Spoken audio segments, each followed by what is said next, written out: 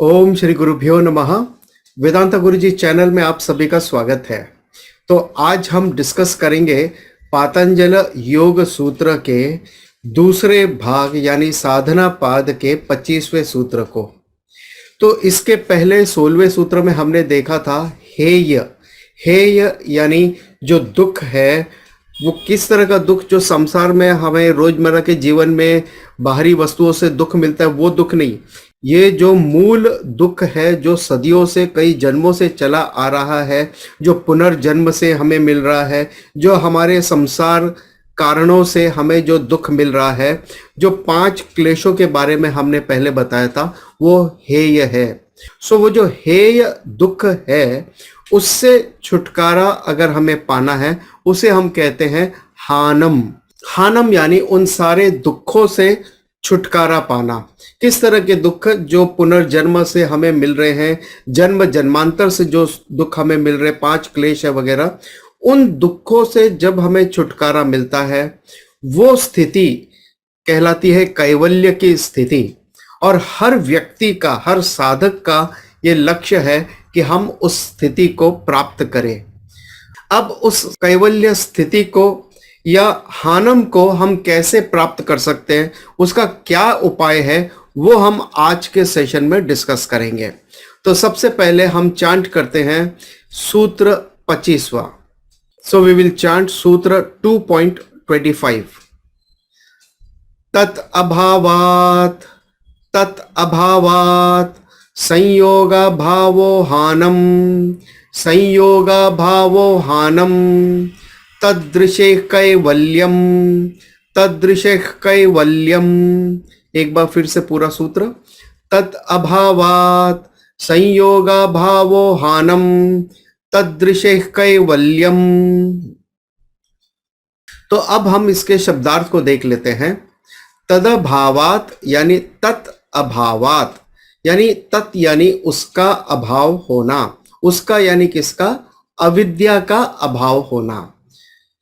फिर है संयोग अभाव, अविद्या का अभाव होने से संयोग का अभाव होता है, और जो संयोग का अभाव है वो कहलाता है हानम। हानम यानी सारे दुखों का निवारण जो हो जाता है, और उस हानम को ही कहते हैं तदृशे है कैवल्यम, यानी वह हान ही चेतन स्वरूप आत्मा दृष्टा की कैवल्य स्थिति या कैवल्य मुक्ति स्थिति है। तो ये थे शब्दार्थ। अब हम सूत्र को विस्तार से समझने का प्रयास करते हैं। हर व्यक्ति जो है वो या तो दुख निवृत्ति के लिए कार्य करता है या सुख प्राप्ति के लिए कार्य करता है। कोई भी व्यक्ति जो भी भागदौड़ कर रहा है, यही 2 कारण के लिए वो भागदौड़ कर रहा है, दुख निवृत्ति या सुख प्राप्ति। अब होता क्या है, नॉर्मली हम दुख निवृत्ति और सुख प्राप्ति जो पाना चाहते हैं वो सरफेस लेवल के हैं, यानी रोजमर्रा के जीवन में पैसे की कमी है तो उसके दुख को हम पूरा करना चाहते हैं, हम पैसा कमाना चाहते हैं ताकि अपने लिए सुख सुविधा का साधन खरीद सके। मगर यहाँ पर जो बात हो रही है ये लौकिक दुख निवृत्ति और सुख प्राप्ति की बात नहीं हो रही है, ये जन्म जन्मांतर से चले आ रहे दुख की बात हो रही है और उस परम सुख की बात हो रही है। तो जब हम परम सुख की बात करते हैं तो परम सुख जो है वो आपके पास नहीं है और आपको कहीं से हासिल करना है, ऐसा नहीं है। परम सुख एवर एग्जिस्टेंट, यू आर आनंद स्वरूप, आप नित्य आनंद स्वरूप थे, हो और रहोगे। फर्क सिर्फ इतना है कि आज हमें वो पता नहीं है और इसकी वजह से हमें दुख हो रहा है, क्योंकि वो अज्ञानम है हमारे वास्तविक स्वरूप का और वो हमारे दुख का कारण है। सो आज यहां पे हम बात करेंगे कि वो जो दुख है यानी वो जो हेय है, उस हेय का हेतु क्या है, तो वो है संयोग।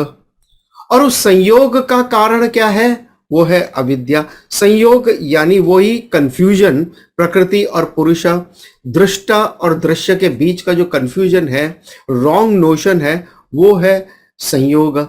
उस संयोग का कारण क्या है, अविद्या यानी इग्नोरेंस। तो हमने सूत्र 16 में देखा था हेय के बारे में, जो दुख है। और सूत्र 17 में हमने देखा था हेय हेतु, दृष्टा और दृश्य का संयोग जो है, जो दुख का कारण बनता है।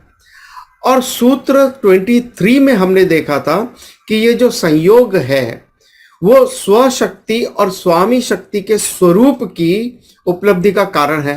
यानी दृष्टा और दृश्य के रूप में जो कंफ्यूजन है वो हमने देखा था 23 में।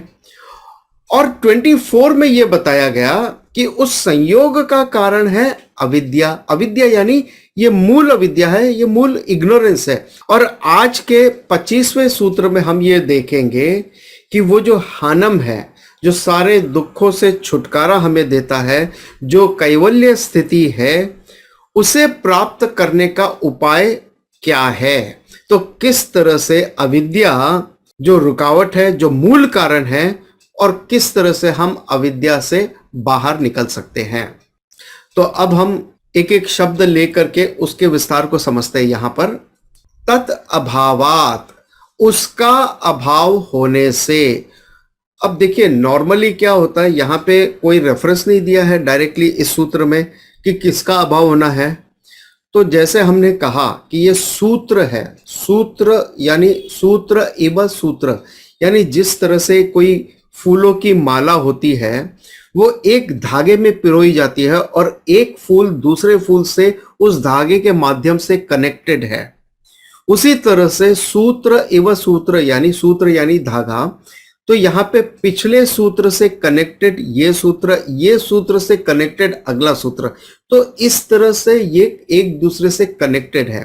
तो जब यहाँ पे बताया गया उसका अभाव, सो हमें ये जो उस शब्द का मतलब जो है वो पिछले सूत्र से लेना होगा, और जहां पे वो बताया गया है अविद्या। और एक और बात है, सूत्र यानी जो संक्षिप्त होने चाहिए, मिनिमम वर्ड में यूज होने चाहिए, इसलिए यहां पे ये एक प्रैक्टिस होती है सूत्र में कि जो पहले सूत्र में बता दिया गया है उसे वो रिपीट नहीं करते।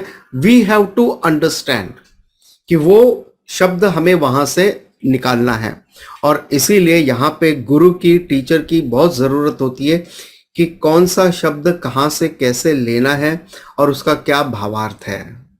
सो उसका अभाव यानी अविद्या का अभाव हो जाने पर दृष्टा दृश्य के संयोग जो दुख का कारण है, हेय का हेतु है, उसका अभाव हो जाता है। तद अभावात संयोगाभावः, यानी तत् अभावात संयोग अभावः, उसके अभाव होने से, अविद्या के अभाव होने से there is a cause, there is an effect.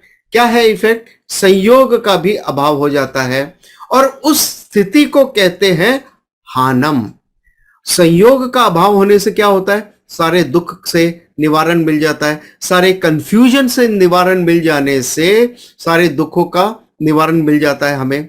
सो वास्तव में दुख कुछ है ही नहीं, लेकिन जो हमारा कंफ्यूजन है, दृष्टा और दृश्य के बीच में जो संयोग है, जो कंफ्यूजन है, जिसकी वजह से सारी प्रॉब्लम हो रही है, तो वो जो प्रॉब्लम जो वास्तविकता में है ही नहीं, जो मिथ्या प्रॉब्लम है, उस प्रॉब्लम का समाधान हो जाता है। यहां पर कैसे हो जाता है? ऑफ कोर्स अविद्या के जाने से। अविद्या कैसे जाती है? अविद्या का निवारण कैसे होगा? क्या कुंडलिनी जागृत करने से होगा? क्या शीर्षासन करने से होगा? क्या योगासन आसन करने से होगा? नहीं, ये सब साधना के लिए है, ये सब सहयोगी है, लेकिन ये आपके अविद्या के निवारण का कारण नहीं हो सकते। देखिए, एक कमरा है जहां पे पूरा अंधेरा है। अब आप एक पावरफुल वैक्यूम क्लीनर लेके आते हो, और कितना भी पावरफुल वो क्यों ना हो, लेकिन क्या वो अंधेरे को निकाल सकता है? नहीं।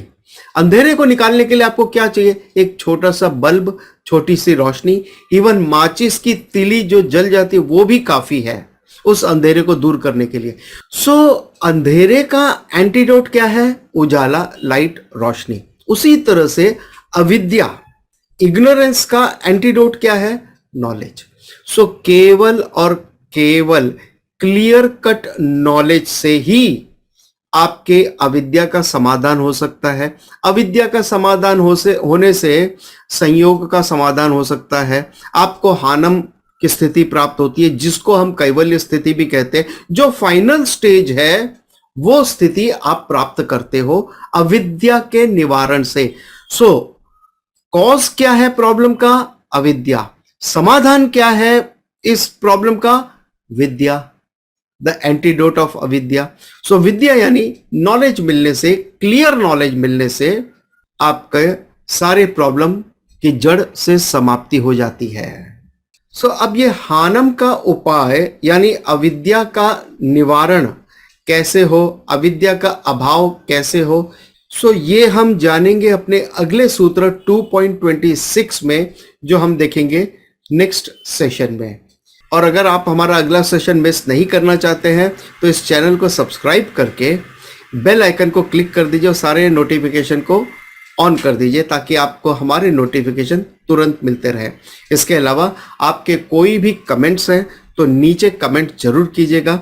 इसके अलावा आपके कोई भी क्वेश्चंस हैं, चाहे रिलेटेड टू शास्त्र, भगवद गीता, वेदांत शास्त्र, योग सूत्र या लाइफ से जुड़े हुए कोई भी क्वेश्चंस हैं, तो आप किसी भी वीडियो के नीचे कमेंट सेक्शन में आपके क्वेश्चंस भेज सकते हैं। हर महीने के पहले शनिवार को होता है हमारा Q&A सेशन। सो आज का ये सेशन हम यहीं कंक्लूड करते हैं विद द प्रेयर। ओम पूर्णमदः पूर्णमिदं पूर्णात् पूर्णमुदच्यते पूर्णस्य पूर्णमादाय पूर्णमेवावशिष्यते। ओम शांति शांति शांति। ओम तत्सत।